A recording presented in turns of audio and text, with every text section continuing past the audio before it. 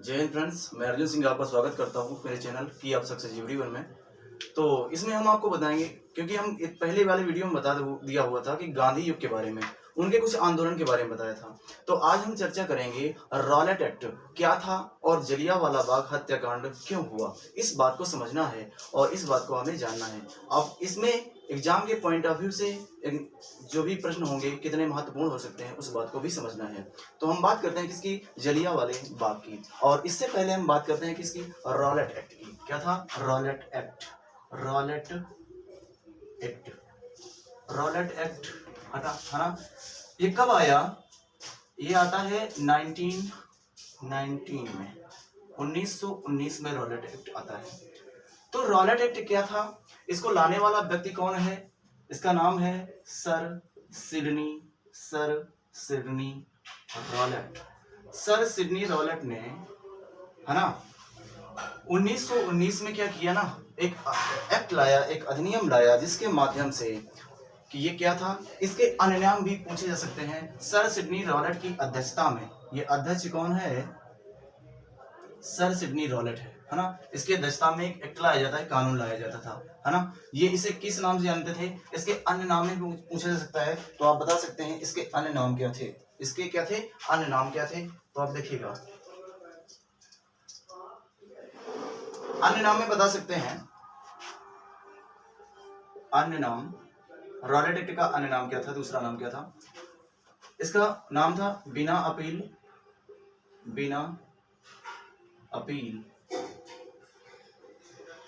बिना दलील, बिना दलील, बिना अपील, बिना दलील और बिना वकील का कानून। बिना वकील, बिना वकील का कानून, इसे इस नाम से जाना गया। इसका अन्य नाम और भी था, इसका नाम था आतंकवाद, आतंकवाद अपराध, आतंकवाद अपराध अधिनियम, अधिनियम। इसे और किस नाम से जाना गया? इसे काला कानून भी कहा गया, काला कानून, है ना। किसकी अध्यक्षता में आया? सर सिडनी रॉलेट की अध्यक्षता में आता है ये अधिनियम, है ना। कब आया है? 1919 मतलब 1919 में सर सिडनी रॉलेट की अध्यक्षता में। इसका नाम है बिना वकील, बिना दलील और बिना वकील का कानून। अर्थात इसमें यह था कि देखो, गांधी जी ने कहा था कि हम आपको सैनिक देंगे तो आप हमें क्या करोगे? आजाद कर दोगे। लेकिन चेम्सफोर्ड देने समय वायसराय कौन रहता है? चेम्सफोर्ड। चेम्सफोर्ड के पास जब गांधी जी जाते हैं और तो कहते हैं कि भैया, हमने तो आपको कहा था, हमने आपको सैनिक दिए, अब विश्व युद्ध तो खत्म हो गया है, तो अब तो आजाद कर दो। तो चेम्सफोर्ड तो गांधी जी जाते हैं तो वो तो पहचानने से ही मना कर देता है। वो कहते हैं हम तो आपको जानते नहीं हैं, who are you man. Gandhi ji गुस्सा हो गए, और गांधी जी गुस्सा भी कितना होता है। उन्होंने कहा कि अंग्रेजों, तुम इतने नालायक हो, तुम इतने बदतमीज हो, और मैं इन नालायकों शैतानों का क्या कर रहा था? सहयोग कर रहा था। आज से सहयोग खत्म और असहयोग शुरू हो जाता है। असहयोग शुरू कर दिया गांधी जी ने, असहयोग आंदोलन शुरू कर दिया। अब क्या था ना, लोग समझ गए कि अब यार गांधी जी भी क्या है ना, अब परेशान हो गए हैं। तो अब ये क्या हुआ कि उन्होंने कहा स्वदेशी अपनाओ, अहिंसात्मक रूप से काम करना है, हमें हिंसा नहीं भड़कानी है और किसका असहयोग करना है। इसी बीच में इनको लगा कि यार हमने तो, जो अंग्रेजों को लगा कि हमने इनकी बात को माना नहीं है, अगर हम कोई कानून या अधिनियम नहीं लाएंगे ना तो ये मनमानी तरीके से अपने कार्य को करेंगे, ये हमारे विरुद्ध साजिश न बनाने लगे। इसलिए इनके द्वारा एक एक्ट लाया जाता है, एक कानून लाया जाता है, जिसके माध्यम से इसको बताया गया रॉलेट एक्ट, बिना अपील, बिना दलील, बिना वकील का कानून। इसमें क्या था? इसमें यह था कि अगर कोई भी भारतीय व्यक्ति पर अंग्रेजों को शंका हो जाए कि अंग्रेजों के विरुद्ध कोई भी ये साजिश रच रहे हैं, कोई सम्मेलन बना रहे हैं, कोई संगठन बना रहे हैं, अगर उनके विरुद्ध ऐसा होगा, उनको लगे, अंग्रेजों को ऐसा लगेगा कि ये हमारे विरुद्ध जो भारतीय हैं कोई साजिश कर रहे हैं, तो उनको बिना वारंट दिखाए वह अंग्रेज जो है भारतीयों को गिरफ्तार कर सकते थे। ये उनके पास ये इस अधिनियम में बताया गया था, इस एक्ट में बताया गया था।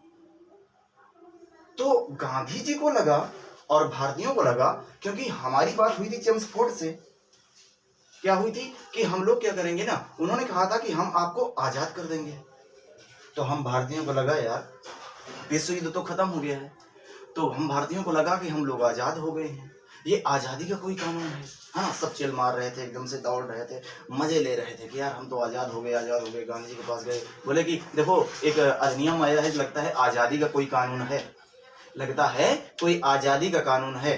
तो सब लोग संगठन बना रहे थे, ग्रुप बना रहे थे, मीटिंग कर रहे थे, मजे कर रहे थे। लेकिन इसी बीच में कुछ पुलिस वालों ने आकर के पकड़ लिया जनता को। अब बुढ़ाऊ बैठे थे वहां पर, वो देख रहे होंगे, वो चचा और आज़ाद हो गए कि हाँ भाई साहब, लगता तो है आज़ादी का कानून है। लेकिन अब बुढ़ाऊ को भरने लगे, ले करके ठूंसने लगे जेल में। अब जेलें भर गई हैं, सारी कारागार जो है कि ना भर भर के वहां पर भारतीय सब बिल्कुल खचाखच भर गए सारी जेलों में। उसी बीच में कौन पकड़ गया? पंजाब के दो नेता थे जिनका नाम था सैफुद्दीन किचलू और सतपाल। सैफुद्दीन किचलू और सतपाल ये पंजाब के दो नामी जामी नेता हैं, इनको पकड़ लिया गया। वहां की जनता अपने सैफुद्दीन किचलू जो नेता हैं, सैफुद्दीन किचलू और डॉक्टर सतपाल, देखो इस गिरफ्तारी में कौन होता है, कौन गिरफ्तार होता है इस अधिनियम के तहत? जो गिरफ्तार हुआ वो पंजाब के नेता हैं, पंजाब के नेता जिनका नाम था क्या? दो नेता थे, है ना, दो व्यक्ति थे, दोनों भाई भाई हैं, मतलब भाई क्या है, वो नेता है, अब जो भी कह ले सकते हैं। क्या? सैफुद्दीन किचलू, सैफुद्दीन किचलू और डॉक्टर सत्यपाल, डॉक्टर सत्यपाल को गिरफ्तार कर लिया गया। सैफुद्दीन किचलू और डॉक्टर सत्यपाल को गिरफ्तार कर लिया गया, है ना, डॉक्टर सत्यपाल को गिरफ्तार किया। अब पंजाब की जो जनता है ना, पंजाब की जनता अपने नेताओं को छुड़वाने के लिए क्या निकालती है? एक जुलूस निकालती है, जुलूस कि क्या करेंगे, शांतिपूर्वक ये जुलूस निकाल रही थी पंजाब की जनता अपने नेताओं को छुड़वाने के लिए, है ना, जो कि इस अधिनियम के माध्यम से अंग्रेजों ने इनको पकड़ लिया था। कहा कि ठीक है भाई, जब जनता निकल रही है, शांतिपूर्वक ढंग से जनता जा रही थी। लेकिन इसी बीच में दो अंग्रेज, एक महिला है और एक पुरुष है। महिला का नाम रोलैंड है, शेरवुड है, महिला का नाम शेरवुड है, और एक व्यक्ति है अंग्रेज का नाम है रोलैंड, और 3 सिपाही और थे। इन लोगों ने क्या किया? मजाक उड़ाया, हमारे जो पंजाब की जनता जा रही थी जुलूस निकालते हुए कि हमारे नेताओं को आजाद कर दिया जाए। लेकिन इन लोगों को लगा कि इन भारतीयों से कुछ नहीं हो पाएगा, ये सब ऐसे ही करते रहते हैं, बड़े ड्रामेबाज हैं, इनसे कुछ नहीं होगा, हंसने लगे। तो अब जुलूस जो निकल रहा था शांतिपूर्वक रूप से जा रहा था ना, अब ये जुलूस उस अंग्रेजों के ऊपर से गुजर गया। अब इन अंग्रेजों की क्या बन गई? चटनी। भाई पिचक गए सब वहीं पर, जुलूस आराम से चला गया। आज जब जुलूस जा ही रहा था तो अब हम भारतीयों को लगा कि देखो अंग्रेज कुछ कर नहीं पाए, है ना, ये जुलूस क्या किया? इस जुलूस को लगा थोड़ा मोटिवेशन मिला कि अंग्रेज अब हमारा कुछ नहीं कर पाए हैं, हमें क्या करना चाहिए? एक और जुलूस निकालना चाहिए। एक हम बड़ा जुलूस निकालेंगे ना, अब जो पंजाब में थाना है, चौकी है, उसको ही समाप्त कर देंगे, अर्थात हम अंग्रेजों को यहाँ से सफाया करने का काम करेंगे आज से, ठीक है। ऐसी योजना बनाने का काम करते हैं, ऐसा काम करने लगे, ऐसे हम भारतीयों को सोच में आने लगा, पंजाब की जनता को ऐसा विचार आया। तो देखिए पंजाब में जो सेना अधिकारी है ना, थाने का जो थानेदार है, उतने समय लेफ्टिनेंट था जिसका नाम था, दो अंग्रेज क्या कहते हैं कि अधिकारी होते हैं। तो उसकी बात करते हैं कि इतना समझ में आया होगा कि जो रॉलेट एक्ट है कब आता है? 1919 में आता है, सर सिडनी रॉलेट के दस्ता में आता है, और इसका नाम क्या था? बिना वकील, बिना दलील, बिना अपील का कानून, आतंकवाद अपराध अधिनियम या काला कानून के नाम से इसे जाना गया है। नेक्स्ट, इसमें गिरफ्तार होने वाले पंजाब के दो नेता थे, सैफुद्दीन किचलू और सतपाल। इनको छुड़वाने के लिए जनता जाती है, जुलूस निकालती है, लेकिन उस जुलूस में से अंग्रेज उनका विरोध करते हैं, तो वो जनता जो है कि उनको ऊपर से गुजर जाती है, जिसके माध्यम से उन अंग्रेजों की चटनी बना देते हैं, मतलब वो समाप्त हो जाते हैं, उस जुलूस में वो मारे जाते हैं। हम भारतीयों को लगा कि अगर हम इन 5 को मार दिया है, इन 5 अंग्रेजों को हमने मार दिया है, तो हम और भी कुछ कर सकते हैं, क्योंकि हमारा विरोध अंग्रेज नहीं कर पा रहे हैं। अंग्रेज उतने समय देख रहे थे कि मौका निकाला जाए, मौके के अंदाज में थे अंग्रेज, लेकिन वो जानते थे कि जनता तो काफी है, तो अंग्रेज सिपाही और भी कुछ नहीं कर सकते थे। इस प्रकार से हम भारतीयों को लगा कि लगता है कि ये अंग्रेज हमारा कुछ नहीं कर सकते हैं, इसलिए हम बड़ा जुलूस एक निकालते हैं। तो बड़ा जुलूस निकाला इन्होंने, और तारीख रखी क्या? 13 अप्रैल सन 1919। और ये 13 अप्रैल सन 1919 की घटना ये आपके दिमाग में चल रही होगी, और सभी इससे परिचित होते हैं कि वाह, ये वह भयावह दिन था जिस दिन हजारों लोगों को मौत के घाट उतार दिया गया था। हजारों लोगों को, उसमें बच्चे, बूढ़े, जवान, औरतें, महिलाएं, पुरुष, ये सारे व्यक्ति थे। तो देखिएगा, अब हम बात करते हैं किसकी, जलियांवाला बाग हत्याकांड। समझिएगा,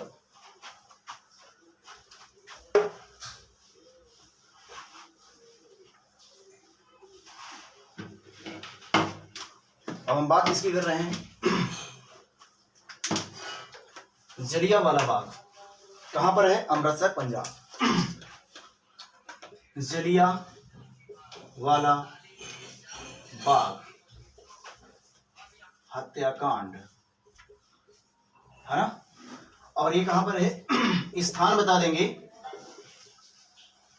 अमृतसर। कहां पर है, अमृतसर। और अमृतसर ये कहां पर है, पंजाब में। तो ये पंजाब की जनता में ही, पंजाब के जनता ही अपने नेताओं सैफुद्दीन किचलू और सतपाल को छुड़वाने के लिए गए थे। उनको लगा कि अगर हमने इतना जुलूस निकाला हुआ है तो अंग्रेज हमारा विरोध नहीं किए तो हम और बड़ा जुलूस निकालेंगे। इनके मन में आया कि हम लगभग 20,000 लोग इकट्ठा होंगे। कहां पर, अमृतसर पंजाब में। जो जलियांवाला बाग है ना, ये घटना कब है, ये घटना का समय बता दें, ये घटना है 13 अप्रैल सन 1919 की। ये वही दिन है, ये वो काला दिन है ना। 13 अप्रैल सन 1919 की घटना में क्या हो रहा है कि इसी दिन मतलब 12 अप्रैल को समझिएगा, 12 अप्रैल की रात को हम भारतीय पंजाबी जनता ने क्या किया, पंजाब की जनता ने कहा कि भैया हम लोग 20,000 लोग इकट्ठा होंगे जलियांवाले बाग में। तो कहा भाई ठीक है।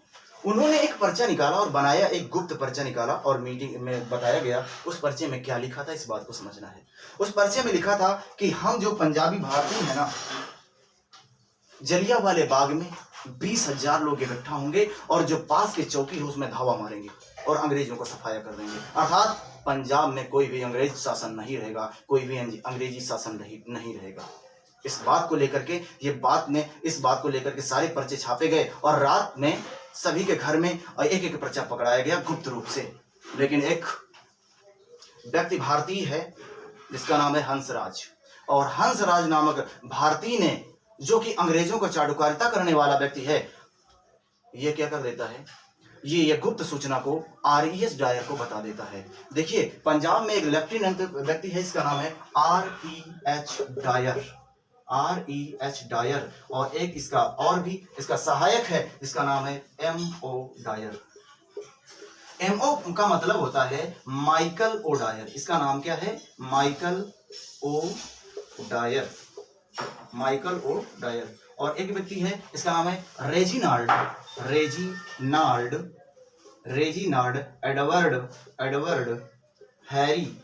Edward Harry Dyer. अर्थात इनको ना डायर ब्रदर्स के नाम से जाना गया। इनको किसके नाम से जाना गया, डायर ब्रदर्स। इन्हें डायर ब्रदर्स के नाम से भी जाना जाता था। तो ये क्वेश्चन आया कि बताइए डायर ब्रदर्स के नाम से किसे जाना जाता था, तो RES डायर और MO डायर को। क्या हुआ कि जब RES डायर को हंसराज, इसमें गुप्त खुफिया कौन था, खुफिया, ये अंग्रेजों का खुफिया है, अंग्रेजों को सूचना देने वाला है। भारतीय गुप्त सूचना को अंग्रेजों को दिया जिसका नाम था हंसराज। ये भारतीय है, हंसराज नामक भारतीय ने इस गुप्त सूचना को दिया। तब RES डायर ने पढ़ा कि भाई साहब ऐसा होगा कि इन्होंने उस पर्चे में लिखा था कि हम 4:30 बजे ना, अमृतसर का जो जलियांवाला बाग है ना, शाम 4:30 बजे हम लोग इस जलियांवाले बाग में इकट्ठा होंगे। ये दिन था बैसाखी का, 13 मार्च सन 1919 की बात है। इस बैसाखी के दिन में सभी इनको एक बहाना मिल गया कि हम बैसाखी का त्योहार मनाने के लिए जा रहे हैं, बैसाखी का त्योहार मनाएंगे। तो अब ये गुप्त सूचना मिल गई और जा करके 4:30 बजे की बात थी, तो 4:45 बजे लगभग 4:45 पर जाकर के ये RES डायर और MO डायर तथा 50 सिपाहियों के साथ ये जलियांवाले बाग में पहुंच जाते हैं। अब हम भारतीयों को तो पता नहीं था यार, पंजाब की जनता को ये नहीं पता था कि ये RES डायर को ये गुप्त सूचना किसने दिया। उनको एकदम झटका सा लगा कि यार ऐसा तो नहीं था। सभी जनता ने कहा कि नहीं साहब हम जो है कि बैसाखी का त्योहार मनाने आए थे, लेकिन इस बात को जनता की कोई भी नहीं, किसी भी ने नहीं सुना। तो इसने RES डायर ने आदेश देने पर, आर.एस. डायर के आदेश देने पर एम.ओ. डायर ने 3 सेकंड का समय लेते हुए गोलियां चलवा दी और तब तक गोलियां भारतीय जनता पर, पंजाब की जनता पर चलवाया जब तक उनके बंदूकों में गोलियां रहीं। लगभग इसमें हजारों की संख्या में लोग मारे गए और 2 से 3 हजार लोग घायल हो गए। उसमें बीच में एक कुआं भी था जिसमें अपनी जान को बचाने के लिए उस कुएं को भर दिया जा करके, मतलब इतनी भयावह तरीके से ये नरसंहार हुआ, ये हत्याकांड हुआ कि भारत के, आधुनिक भारत के इतिहास में पहली घटना हुई थी। इस बात को जब भारतीयों, क्योंकि गांधी जी उतने समय नहीं थे, गांधी जी को पता लगा कि यार ये जो हत्याकांड हो गया ना अमृतसर पंजाब में, इनको पता लगा तो महाराष्ट्र में थे और वहां से निकले पैदल ही। देखो राजनीति कितनी बड़ी है इसमें भी, कि अगर आपको सूचना मिलती है तो आपको कोई साधन कर लेना चाहिए। आपके पास तो और भी साधन हो सकते थे ना, लेकिन पैदल आने की क्या जरूरत थी? मतलब इतने आप मतलब वो हो जाएंगे कि आप वहां से निकलेंगे पैदल। ये वहां से बंदा पैदल निकले और जा करके महाराष्ट्र, गुजरात और गुजरात से राजस्थान, राजस्थान से हरियाणा, अब ये पहुंचे राजस्थान के पाली तक पहुंच पाए थे। एक जगह है पाली राजस्थान में, वहां तक पहले पहुंच पाए। लेकिन जब ये पंजाब में, उनको, अंग्रेजों को लगा कि गांधी तो पहुंचने वाला है, ये राष्ट्रवादी नेता है, अगर ये पहुंच जाएगा तो ये घटना हो जाएगी, अंजाम दे जाएंगे, तो मतलब कुछ ना कुछ गड़बड़ हो जाएगा। अब भाई साहब गांधी जी को इन्होंने रखा, जीप में बिठाया और फिर छोड़ा जाकर के महाराष्ट्र में, समझ रहे हैं, फिर छोड़ा जाकर के। अब ये बंदा फिर से नहीं माना, फिर वहां से निकल पड़ा और तब तक आते आते सारी घटना हो गई थी। क्या मिलने वाला था? तो ये बात पहले थोड़ा सा गांधी जी को पता लगती है, लेकिन वो आते आते वहां पर क्या हो जाती है, लेट हो जाती है, गांधी जी नहीं पहुंच पाते हैं। ये बात थी, ठीक है ना। तो अब इस जलियांवाले बाग की जांच करने के लिए एक कमेटी बनाई गई। अब अंग्रेजों द्वारा एक कमेटी बनाई जाती, इसमें 5 सदस्य थे, जिसका नाम था हंटर कमेटी। हंटर कमेटी, इसमें कितने सदस्य थे? 5 सदस्य थे। और पांचों के पांचों क्या थे? इसमें 3 अंग्रेज थे। कौन से? इसमें 3 अंग्रेज थे और 2 भारतीय थे। ये क्वेश्चन कभी पूछा गया है कि हंटर कमेटी ने जो अपनी रिपोर्ट दी ना, इसने बताया भैया हमारी जो रिपोर्ट है ना, उसके अकॉर्डिंग जो लोग मारे गए हैं वो 379 लोग मारे गए हैं और लगभग 1000 लोग ना, 1000 से 1200 लोग घायल हुए हैं, इसने अपनी रिपोर्ट में बताया। लेकिन लेकिन लेकिन क्या हुआ कि एक कमेटी बनाई गई। ये तो हंटर कमेटी की रिपोर्ट थी, अंग्रेजों द्वारा बनाई गई कमेटी की रिपोर्ट थी। लेकिन हम भारतीयों ने एक कमेटी बनाई जिसका नाम था तहकीकात कमेटी। इसको नोट करिएगा, वे बढ़ते हैं। चलिए, अब इस जलियांवाले बाग हत्याकांड की जो नरसंहार हुआ है, इसकी जांच करने के लिए रिपोर्ट बनाई गई है। तो हमने हंटर कमेटी बताया, अब है तहकीकात कमेटी। तहकीकात कमेटी, और इस तहकीकात कमेटी के जो अध्यक्ष बनाए गए उनका नाम था मदन मोहन मालवीय। मदन मोहन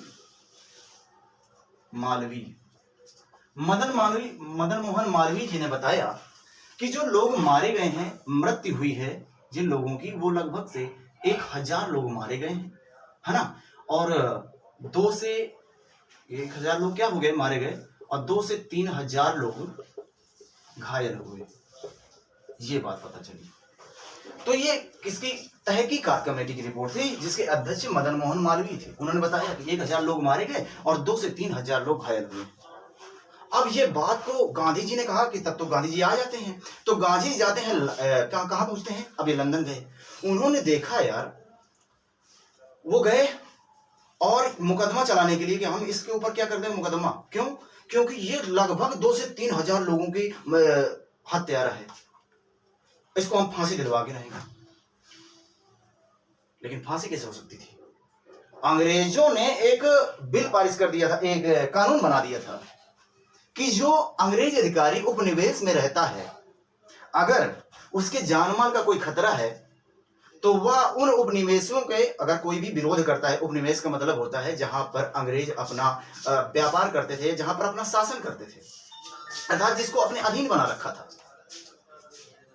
समझ पा रहे हैं? तो बेहतर तरीके से समझने के लिए बने रहिएगा। तो क्या हो रहा है कि वो बता रहे हैं कि 2 से 3000 लोगों का हत्यारा है, कौन? आर.एस. डायर। गांधी जी गए और वहां के न्यायाधीश से मिले तो न्यायाधीश ने बताया भाई साहब ये क्या है? Indian Nifty bill. अब गांधी जी को दिखा दिया गया इंडियन निफ्टी बिल। इसमें बताया गया कि उपनिवेश में जो हमारे अधिकारी रहते हैं, अगर उनके जान माल पर कोई खतरा होता है और वहां का कोई व्यक्ति इन पर हमला करता है तो ये लोग गोली चला सकते हैं और मार भी सकते हैं। इसके लिए हम उनको क्या कर सकते हैं, उनको हम उनकी नौकरी से इस्तीफा दिलवा सकते हैं, अर्थात वो रिटायर कर सकते हैं, हम उनको, है ना, सस्पेंड कर देते हैं, लेकिन उनको हम फांसी नहीं देंगे। ले भैया, गांधी जी वहां से निकल ले, अब क्या कर सकते थे? अब जो हो गया तो हो गया। गांधी जी वहां से निकले, लोगों ने कहा क्या हो भैया, कहाँ से निकल के आ रहे हैं? कहा है कि वो अब क्या बताएं, वो ससुरा हमको दिखा दिया कि ये बिल लो, देखो बिल। अब उसको वहां पर कुछ नहीं हुआ, लेकिन आर.एस. डायर को सम्मानित किया गया। वहां पर आर.एस. डायर को सम्मानित किया गया, लेकिन देखो यहां से तो उसको बर्खास्त कर देते हैं। आर.एस. डायर को इस भारत से सस्पेंड कर दिया जाता है। अब ये लंदन गया तो वहां पर इसको सम्मान की तलवार, ब्रिटेन का शेर, ऐसी उपाधियों सम्मानित किया गया। और वहां के रिटायर जो अधिकारी थे उन्होंने अपना जो है कि वेतन भी दिया सम्मान पूर्वक। अब देखो आर.एस. डायर ने, ये ग्रास पार्टी होती है, उस ग्रास पार्टी का चीफ जस्टिस बनकर के जाता है R S. Dyer. Reginald Edward Harry Dyer इसका नाम है। इसके सम्मान में देखो एक हाथ में इसको तलवार दी गई और दोनों हाथ में इसे पकड़ के कहता है कि देख रहे हो, है ना, ऐसे कहते हैं, देख रहे हो ना मेरे हाथ में तो तलवारें, और मैंने अपना काम कर दिया है, अब आपको बारी है, आपकी बारी है, आपको अपना काम करके दिखाना है। मैंने अपना काम क्या कर दिया कि जिस तरफ, जैसे मेरे तरफ तलवार देख रहे हो कि दोनों हाथों में आपकी तलवार होनी चाहिए, और जिस तरफ भी तलवार चल जाए उधर ही किसी भारतीय का सर कट करके गिरना चाहिए। तो कहा जी सर ऐसे करेंगे। तो ये तो ससुरा हो रहा, वहां पर चीजें हैं, वहां पर मौज मस्ती चल रही है, और यहाँ पर जनता क्या, कलिंग का युद्ध के बारे में सुना है। जैसे अशोक ने कलिंग पर आक्रमण किया था ना, वो भयावह सीन था जलियांवाला बाग। लोग जो मरे हुए व्यक्ति थे उनके शव के नीचे लेट करके अपनी जान बचा रहे थे, कुएं में गिर गिर कर जान बचा रहे थे। ये स्थिति थी, क्योंकि जलियांवाला बाग एक 4 दीवारी से घिरा हुआ था, उसमें सिर्फ एक गेट था। अभी भी देखेंगे जब गोली के निशान आपको दिखाए जाते हैं बने हुए। इसी में एक व्यक्ति था ऊधम सिंह, वो बालक जो भी किशोर है, उसके भी परिवार का पूरा क्या कहते हैं नष्ट हो गया है। दोस्त, नाते, रिश्तेदार, पड़ोसी सारे मारे गए। अर्थात पंजाब में बिल्कुल से ऐसी स्थिति है कि बिल्कुल बहुत भयावह सीन हो गया है। ऊधम सिंह ने प्रण किया और मिट्टी की कसम उठाया और खाया मिट्टी लेकर के कि मैं इस हत्यारे व्यक्ति को जब तक नहीं मार दूंगा तब तक मैं चैन से नहीं बैठूंगा। अब ये 1919 की घटना है, और 1939-40 में जब ये जाते हैं ऊधम सिंह, तो उस व्यक्ति को मारने के लिए, आर.एस. डायर को मारने के लिए, समझ रहे हैं ना, आर.एस. डायर को मारने के लिए जाते हैं और बड़ी ही मशक्कत करने के बाद पहुंचते हैं। इन्होंने बहुत ही स्ट्रगल किया इसके लिए। माउजर कंपनी में इन्होंने काम किया, जहां से उन्होंने पिस्टल खरीदा। लोहार के यहाँ भी बहुत समय तक इन्होंने काम किया अपनी जीविका चलाने के लिए। और जाते हैं क्योंकि उतने समय हवाई जहाज नहीं, सिख में गए बेचारे, पैसा वैसा तो लगेगा, इसलिए इकट्ठा भी किया और पहुंचे जाकर के।